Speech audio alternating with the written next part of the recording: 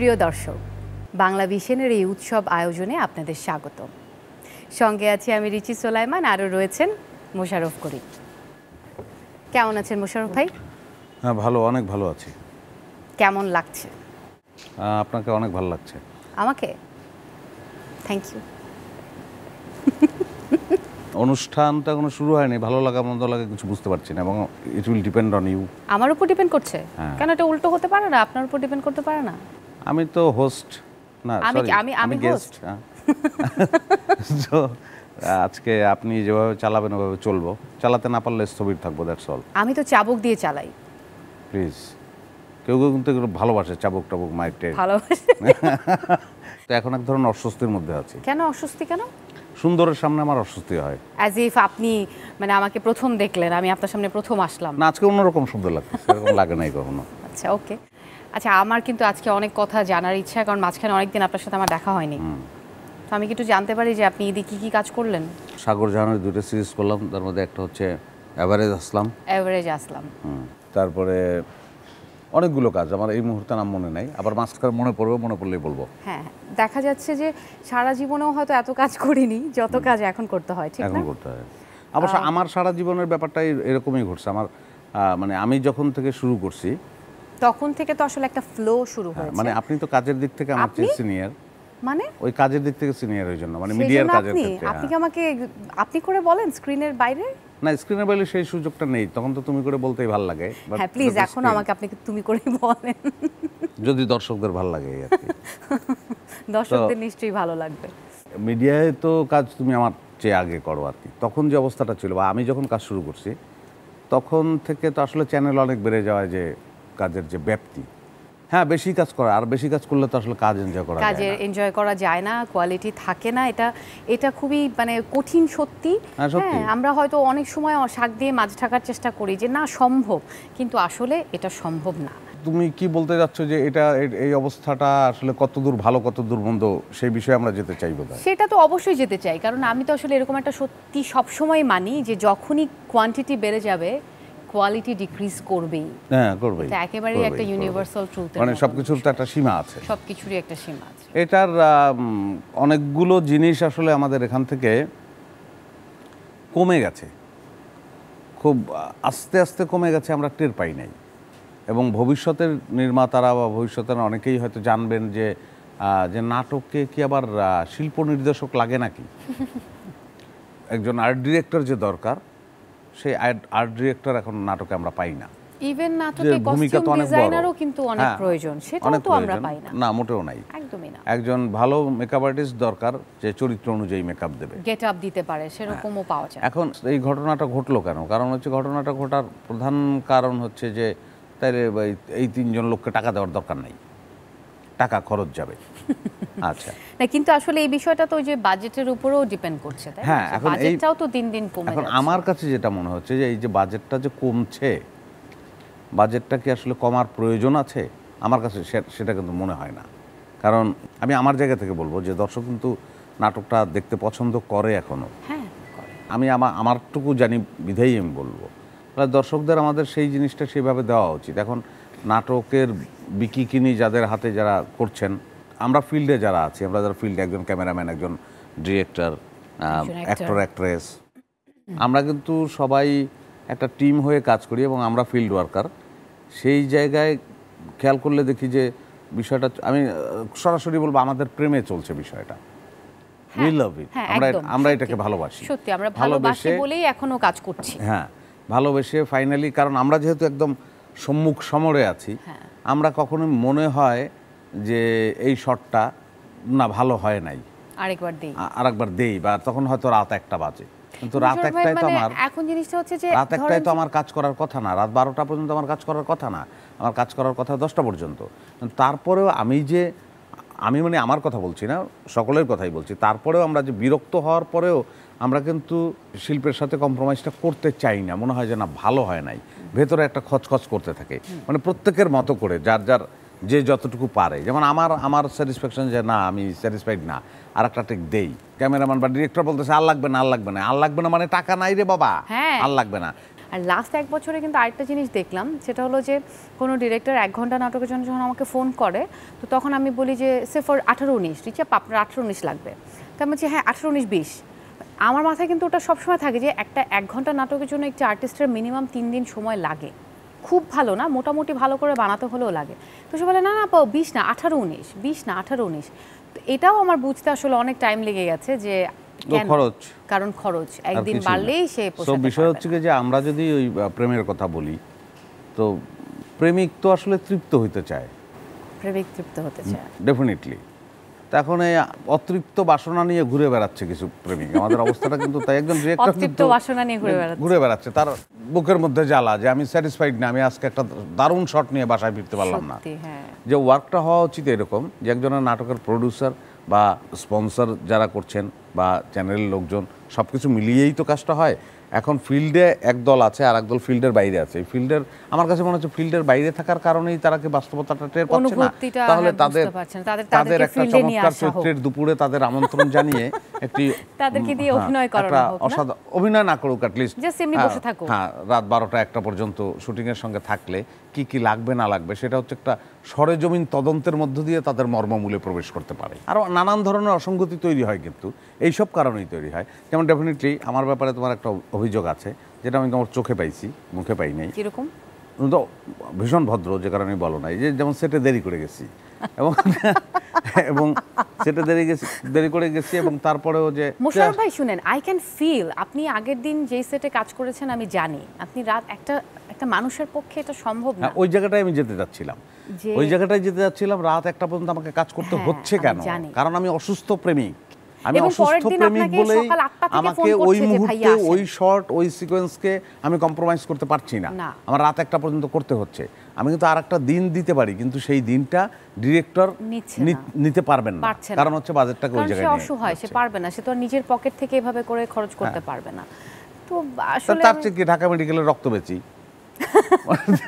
আমি ফেসবুকে একবার একটা স্ট্যাটাস দিয়েছিলাম, রাত 4টা-4:30টার সময় শর্ট দিচ্ছে, ঈদের নাটকেরই শর্ট দিচ্ছি, এবং তখন খুবই মন খারাপ হয়েছিল। তখন আমি লিখছিলাম যে আমি এখন যেটা করছি সেটার নাম শিল্প না, তার নাম অনিচ্ছায় রক্তদান। যদি টোটাল গোছগাছের বিষয়টা থাকতো আসলে, যে আমাদের কিন্তু কোনো সিস্টেম যে কাজ এইভাবে হবে, প্রত্যেকটা সেক্টরের একটা ডিসিপ্লিন, সেই আমরা যে সেক্টরগুলোর কথা বললাম, কস্টিউম, শিল্প নির্দেশক ইত্যাদি ইত্যাদি, যে সবার ইনিশিয়েটিভটাই দরকার মোশাররফ ভাই। যেভাবে অ্যাক্টরের, ডিরেক্টরের, প্রোডিউসারের, চ্যানেলের, স্পন্সরের, সবারই মানে সবাই যদি আসলে এই বিষয়টা না, মানে একটা ডিসিপ্লিন সবার মধ্যে থাকলে সেটা কিন্তু হয়ে যায়। তবে আমার সবথেকে কষ্টটা কোথায় জানেন, আমি শুধু একটা জায়গায় তারপরেও এখনো ফাইট দিচ্ছি, যেহেতু ওইগুলো তো আমি পারবো না যে ছুরি দিয়ে দে টাকা নাইলে নাটক হবে না, সেটা তো বলতে পারতেছি না। হ্যাঁ, টাকা দিয়ে দিতে হবে, নাটকের জন্য টাকা দিতে হবে। সোনার ডিম পাড়া হাঁসের পেট কেটে ফেলছি আমরা, যে মনে হচ্ছে যে না আচ্ছা নাটকটা যদি বানাইতে কত লাগবে, 3 লাখ, যদি 3 লাখ যদি লাগে তাহলে আমার প্রফিট হচ্ছে কত, 1 লাখ, আর যদি 2 লাখ লাগে তাহলে আমার প্রফিট হচ্ছে কত, 2 লাখ, আর যদি আমি 1 লাখে বানাইতে পারি তাহলে আমার প্রফিট হচ্ছে এত।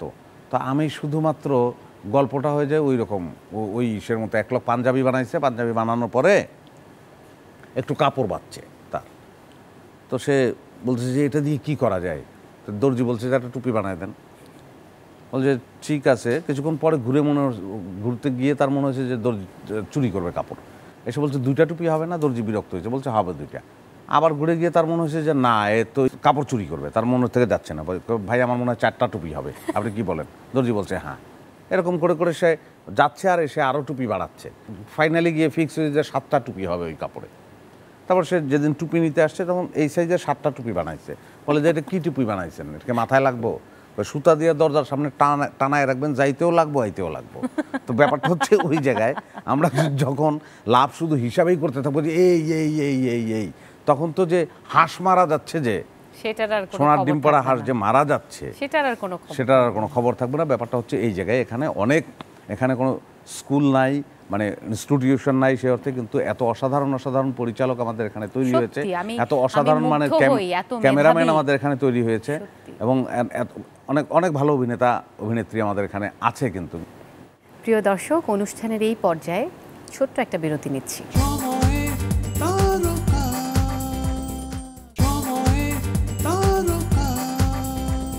ফিরে আসলাম বিরতি থেকে, স্বাগতম। মোশাররফ ভাই, কখনো কি ডিরেকশন দেওয়ার ইচ্ছা আছে? ইচ্ছা না, স্বপ্ন আছে আর কি। স্বপ্ন হ্যাঁ, আছে। তো মানে সেটা কি ছবি, ফিল্ম নাকি নাটক? দুটাই। দুটাকে আমি মোটামুটি এক করেই দেখি আসলে। আপনার কোনটা করতে ভালো লাগে বেশি? ফিল্মে অভিনয় করতে বেশি ভালো লাগে নাকি নাটকে অভিনয় করতে বেশি? সিনেমায় অভিনয় করতে ভালো লাগে একটা কারণ, একটু অবসর পাওয়া যায়, চরিত্র নিয়ে ভাবার অবকাশটা বেশি পাই এই। আর নাটকে তো ওই তো মানে প্রেমটা হয় না। সঞ্জীব চট্টোপাধ্যায় কিন্তু বলছে যে প্রেম কিন্তু এরকম না যে ধরো তক্তা মার উপরে এরকম করলে হবে না, বলতে প্রথমে টুকুস টুকুস তারপর ঠকাস ঠকাস, মানে টেক ইউর টাইম। লাভের ব্যাপারটা কিন্তু প্রথমে আমি কিন্তু এটা শিখে নিলাম, প্রথমে টুকুস টুকুস তারপরে ঠকাস ঠকাস, মানে প্রথমে ধামধাম মারা শুরু করিস না, টুকটুক করে মারতে হবে। সো প্রেমের জন্য কিন্তু টাইম লাগে আসলে। তো নাটকের প্রতি যে প্রেম আছে সেই টাইমটা দিতে পারতেছি না। আমি বলতে চাই যে অসাধারণ কন্টেন্টের আমাদের বাইরের দেশ থেকে এক ভদ্রলোক আসলেন, উনি খুব পছন্দ করেন আমার অভিনয় বা আমাদের অনেকের অভিনয়। উনি পুবাইলে গেলেন নাটক দেখতে এবং ওনার ভাষ্য হচ্ছে যে তোমাদের কন্টেন্ট এত অসাধারণ, বিষয় এত আলাদা, হ্যাঁ এত আলাদা, প্রত্যেকটি বিষয়, প্রত্যেকের আলাদা বিষয়, প্রত্যেকের নিজস্ব ভাবনা আছে।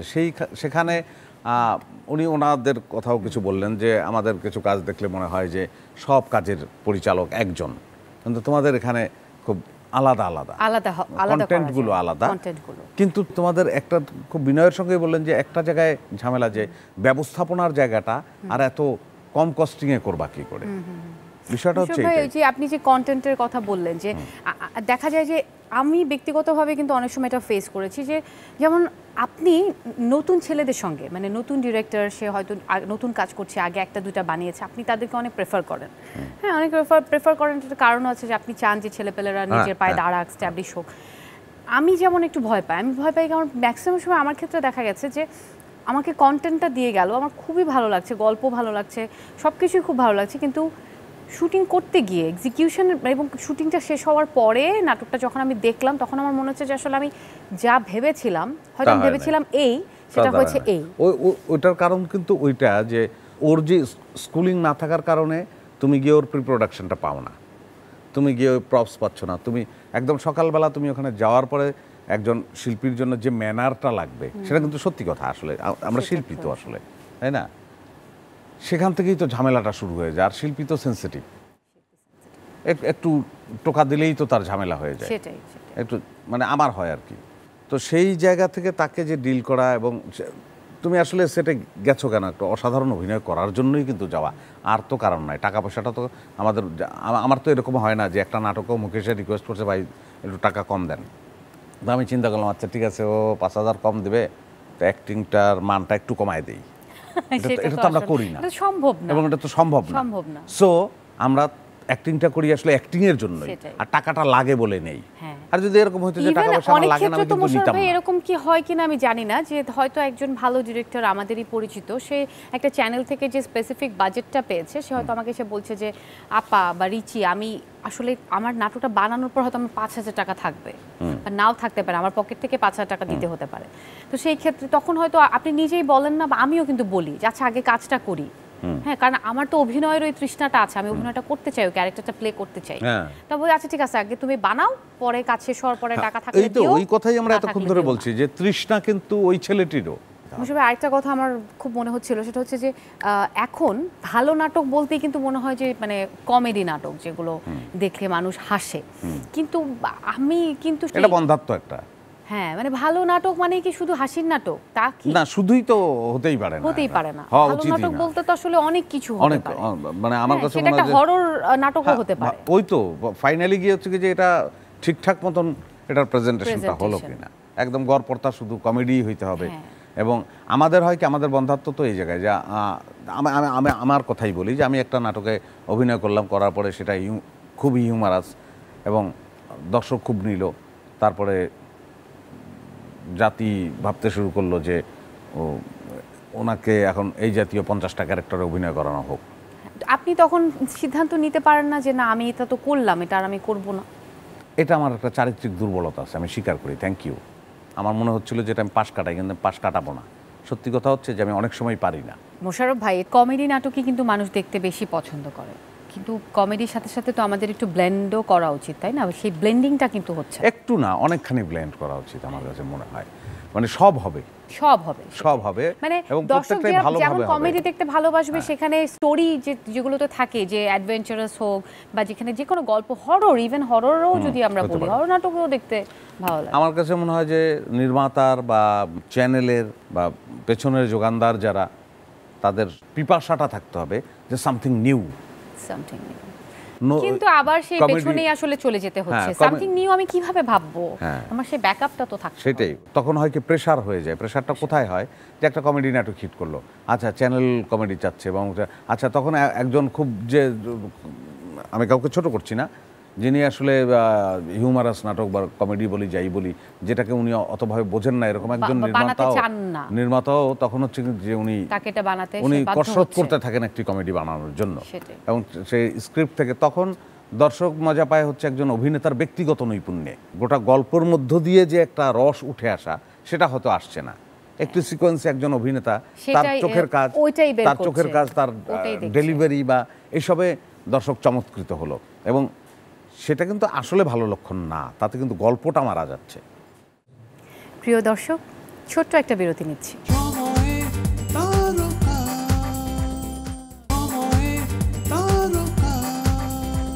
ফিরে আসলাম বিরতি থেকে, স্বাগতম। মোশাররফ ভাই, একটু অন্য প্রশ্ন করি প্লিজ।